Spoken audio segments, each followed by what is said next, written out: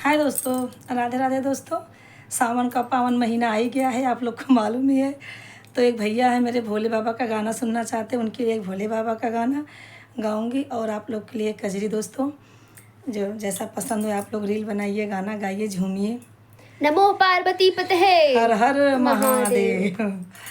गोरी गोरी बहिया में नीली पीली चूड़िया की दैना देत्याना, बाबा हमारा गावनवा की दैना देत्याना, बाबा हमारा गावनवा की दैना देत्याना।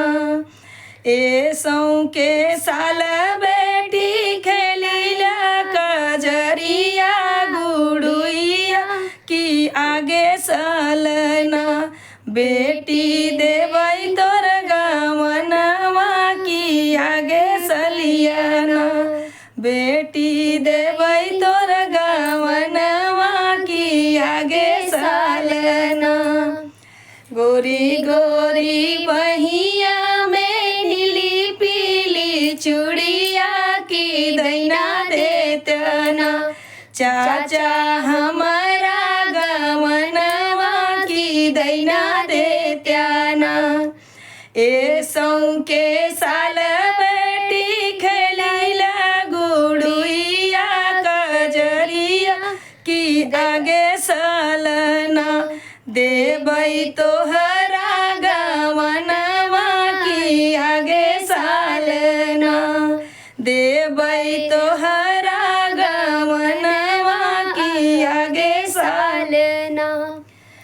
गोरी गोरी बहिया में नीली पीली चूड़िया की दैना देत्याना, भैया हमारा गवनवा की दैना देत्याना, भैया हमारा गवनवा की दैना देत्याना। ए सौ के साल बहिनी खेलिला गुड़ुइया कजरिया की आगे सालना, देवई तोहरा गवनवा की आगे सालना, देवई तोहरा गवनवा की आगे सालना। गोरी गोरी बहिया में नीली पीली चूड़िया की दैना देत्याना, भौजी हमारा गवनवा की दैना देतुना।